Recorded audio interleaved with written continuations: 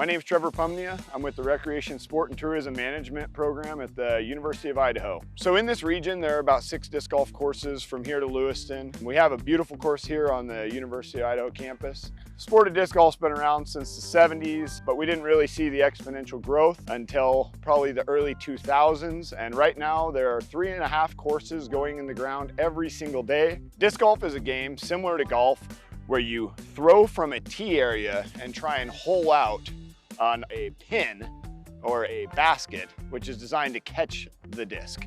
In golf, you roll the ball into the hole. We have all the same rules. We execute our shots from behind the lie. You count every stroke. You total up your strokes for a summative score at the end of your round. That would be a birdie on a par 3 because I executed in 2 shots.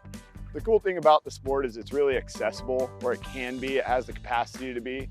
Some parks are very accessible. Some courses can be played in as little as 20 minutes.